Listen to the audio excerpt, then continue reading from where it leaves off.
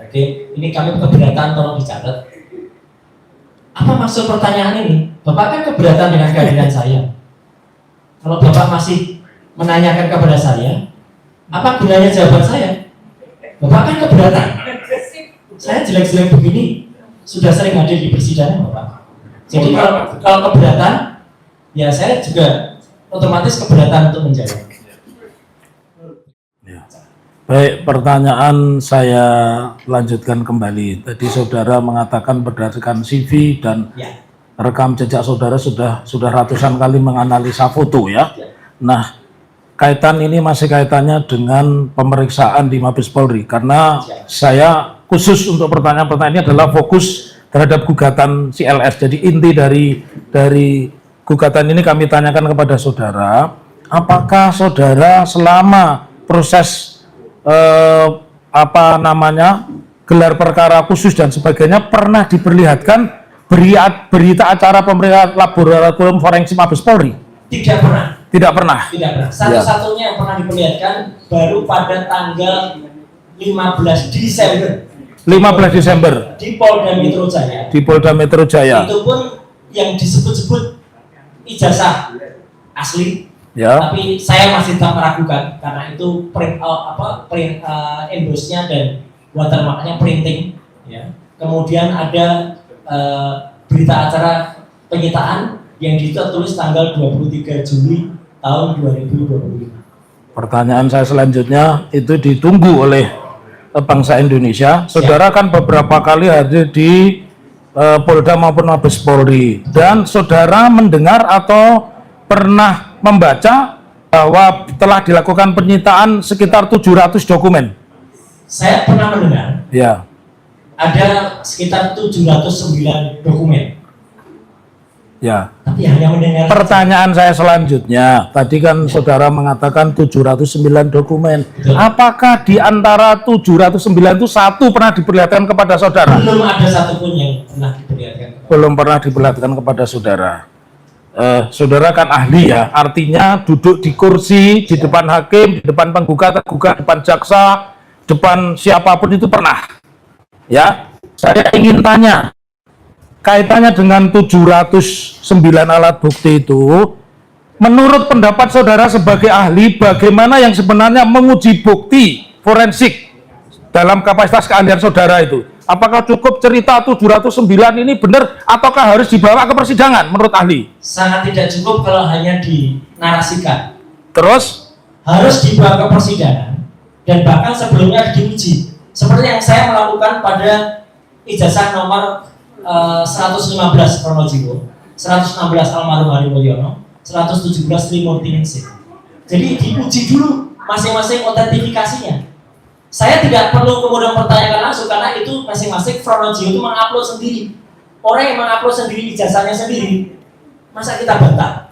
Ya. Itu kan asli dia. Trimurti Ningsih demikian. Almarhum Hari Mulyono, fotokopi ijazahnya ditunjukkan oleh Pak Sigit Sunarta bersamaan dengan dia menunjukkan fotokopi ijazahnya yang disebut Joko Widodo. Jadi artinya tiga itu sudah diuji dulu otentifikasinya, baru kemudian diuji identifikasinya, komparasinya. 700 sekian dokumen itu diuji masing-masing autentifikasinya benar tidak, itu otentik tidak. Bukti-bukti yang ada di KPU pun izin majelis dan juga Pak Penuntut tidak pernah juga diuji karena harusnya mereka diuji di ANRI, Arsip Nasional Republik Indonesia. Menurut persidangan yang saya ikuti di KIP dan saya pernah menjadi ahli juga di KIP, mereka tidak pernah melakukan itu. Jadi mereka itu hanya melakukan yang namanya verifikasi. Verifikasi harusnya ijazah aslinya dibawa dibandingkan. Itu pun tidak pernah dilakukan. Jadi hanya melihat ada fotokopi, ada capnya, ya sudah. Inilah yang kemudian menjadi pertanyaan. Jadi pertanyaan penggugat penuntut adalah harusnya 709 bukti itu dihadirkan di persidangan dan bisa diperiksa bersama-sama atau diperiksa oleh laboratorium forensik. Bahkan kalau kami menuntut laboratorium forensiknya juga harus laboratorium forensik yang independen supaya itu dipercaya oleh semua pihak seperti yang terjadi pada negara-negara modern lainnya. Laboratorium forensik tidak dibawa kepolisian. Laboratorium forensik harusnya dibawa institusi sendiri, minimal dia dibawa Badan Riset dan Inovasi Nasional atau BRIN. Baik, saya lanjutkan. Dari pengalaman ahli saudara diperiksa di depan pengadilan, jika demikian, apakah pernyataan asli yang diucapkan oleh kepolisian, entah kepolisian manapun itu sifatnya klaim sepihak? Saya tidak boleh mengatakan klaim sepihak atau tidak, Ya. tetapi itu tidak lawful, artinya tidak berdasarkan hukum. Harus ada buktinya, namanya barang bukti atau namanya gelar perkara. Kok tidak ada yang digelar? Gelar perkara hanya gelar pelosok saja. Jadi Tidak ada ini barang bukti yang digelar. saya lanjutkan pertanyaan. Saudara tadi mengatakan bahwa ketika saya menanyakan klaim sepihak, saudara menjawabnya harusnya dibuka di depan persidangan. Betul. Pertanyaan saya, dari setiap sidang yang pernah Anda ikuti dan pernah Anda didudukkan sebagai ahli, apakah mekanisme seperti yang ditujukan oleh Mabes Polri itu benar? Tidak lazim, saya mengatakan. Tidak lazim. Sependek pengetahuan saya, Mas Riz, kalau ada bukti, misalnya ada handphone yang digunakan, handphonenya dihadirkan, bukan hanya print outnya, handphonenya dihadirkan. Ijazah ini harusnya milik almarhum Bambang Budiarto dihadirkan, tapi karena itu pernah dihadirkan oleh adiknya langsung Pak Alberto, dan seizin yang bersangkutan, saya pun sudah menunjukkan karena dulu pernah dihadirkan. Nah, harusnya ijazah yang disebut ijazah Joko Widodo tadi harus ada di depan kita untuk bisa kita lihat seperti apa, dan kalau dibandingkan selesai, saya kira sudah kita bisa uji bersama. Baik, ahli, pertanyaan saya lanjutkan kembali ya. Jika demikian, apabila dokumen yang dipersoalkan publik itu tidak pernah diuji pengadilan, menurut ahli, apakah itu berpotensi menimbulkan konflik dan ketidakpastian?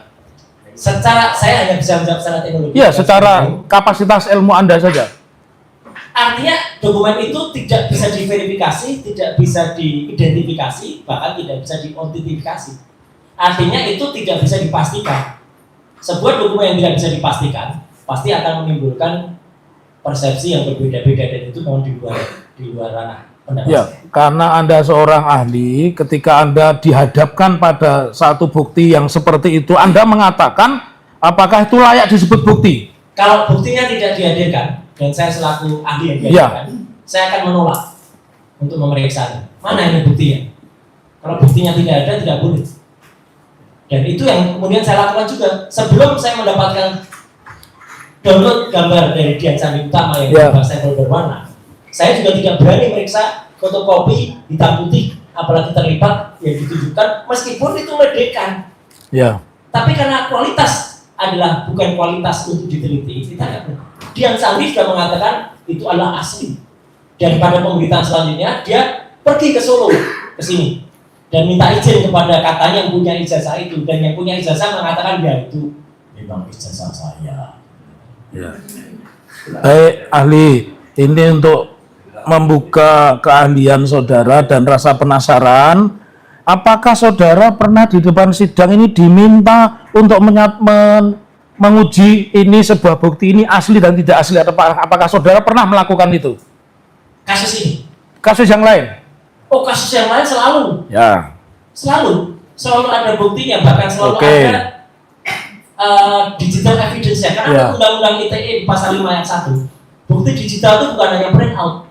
Bukti digital itu adalah dari file asli digital yang ada, dan kemudian itu ada hash-nya. Hash itu adalah identifikasi dari file digital yang ada.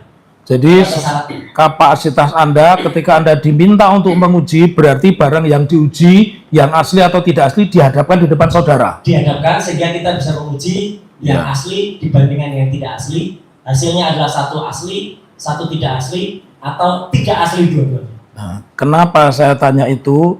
Untuk menguji pertanyaan kaitannya dengan peristiwa hari ini. Apakah menurut saudara tindakan yang menyatakan bahwa ijazah ini asli, tapi di media saja, entah itu di koran, di televisi, tanpa membuka dokumen fisik di pengadilan, bertentangan dengan proses pembuktian yang pernah Anda lakukan di depan persidangan?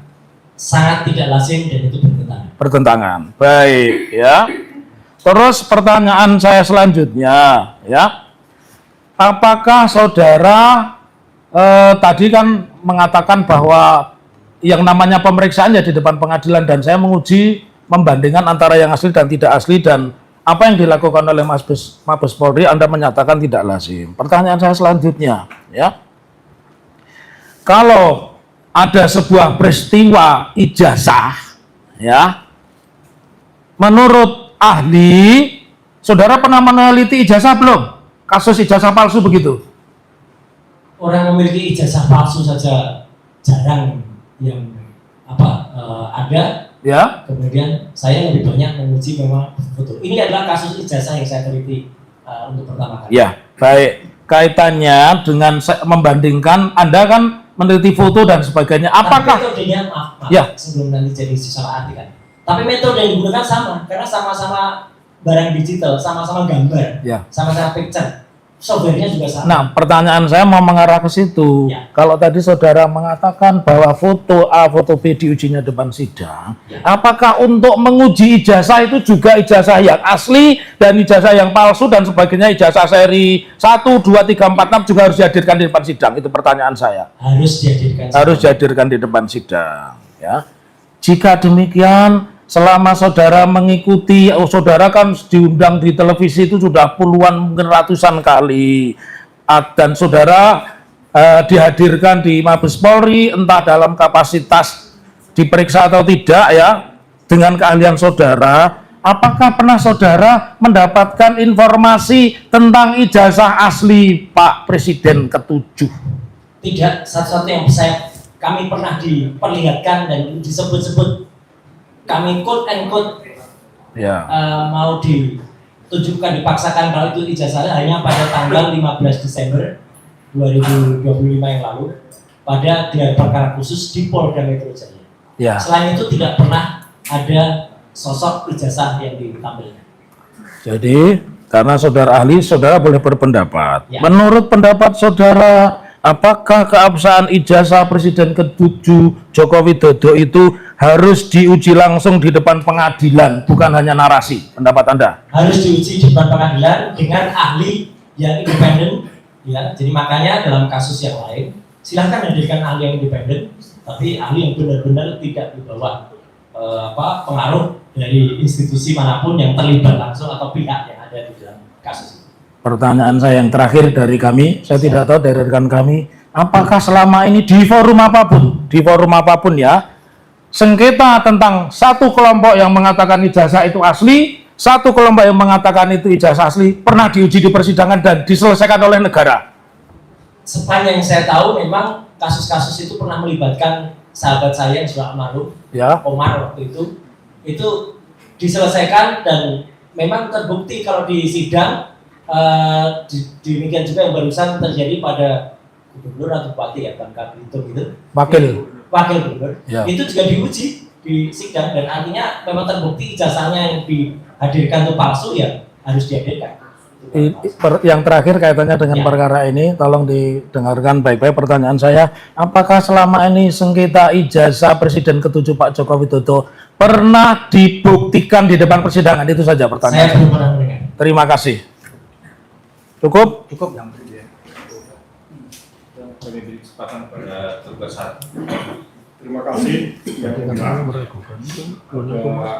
Bapak Roy Suryo, ya, sebagai ahli. Saya ingin menanyakan bahwa pendapat yang saudara kemukakan ini berdasarkan hasil analisis. Dengan kata lain merupakan hasil penelitian yang telah saudara lakukan berkaitan dengan ijazah Bapak Joko Widodo. Nah, kalau saya memperhatikan atas kesimpulan saudara memberikan kesimpulan bahwa skripsi tidak diuji sama dengan tidak lulus.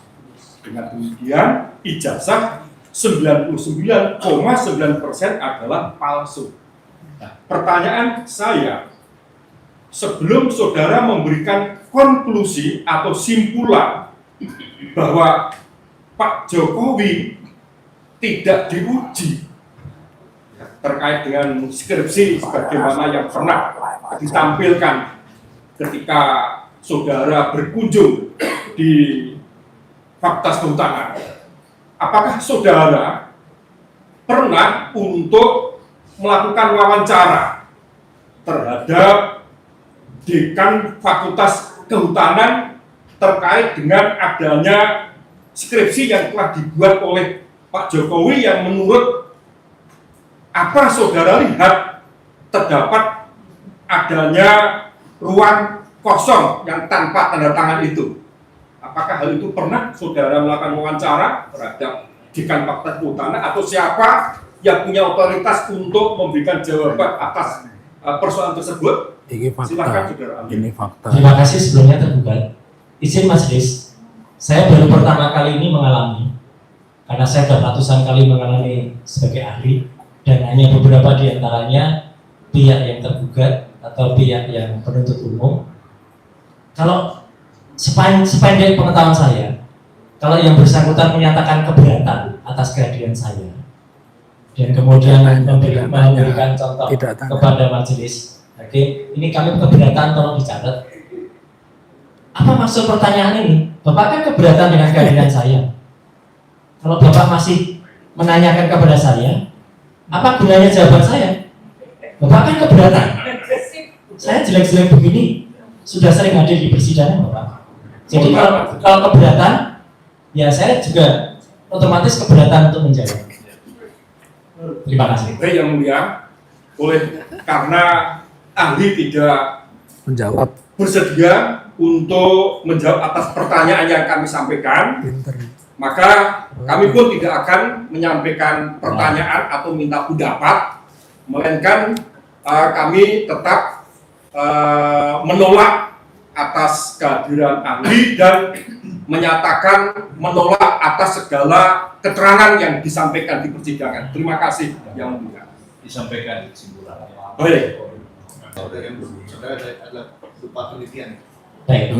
Jadi ada dua aspek yang saya teliti. Yang pertama adalah ijazah, yang kedua adalah skripsi.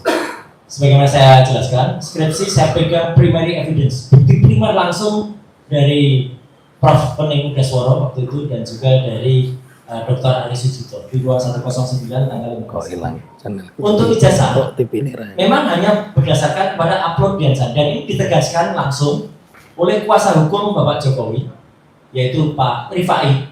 Mohon izin saya, dan tadi malam saya tegaskan lagi di acara. Saudara Rifai pun menyampaikan bahwa ijazah Dian Sandi adalah ijazah yang sama dengan ijazah yang dimiliki oleh saudara Jokowi.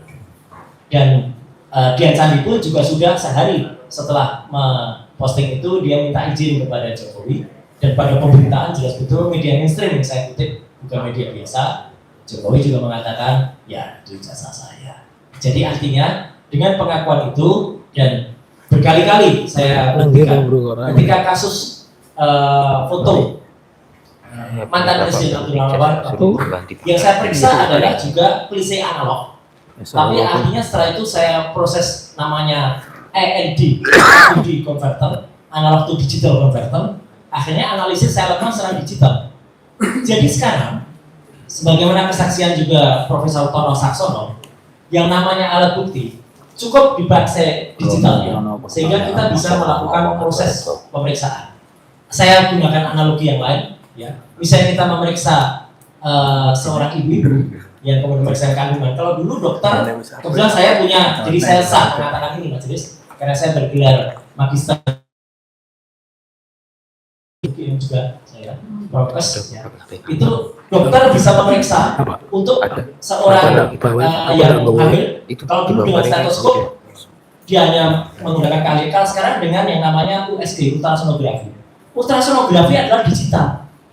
Gambar yang muncul dulu hitam putih. Sekarang gambar yang muncul sudah berwarna, bahkan 3 dimensi. Jadi jawaban saya cukup memeriksa digitalnya, apalagi itu sudah didukung dengan kesaksian beberapa pihak terkait. Jadi tidak perlu saya memeriksa analognya. Apalagi analog itu sudah ratusan kali diminta untuk dihadirkan, dan satu-satunya yang pernah dihadirkan adalah pada tanggal 15 Desember tahun 2025 di gelar perkara khusus di Polda Metro Jaya, dan itu pun kami hanya diperbolehkan untuk melihat selama 5 menit tidak boleh memegang, tidak boleh menyentuh, apalagi meraba dan juga memotret. Tapi itu pun saya katakan 99,9% palsu.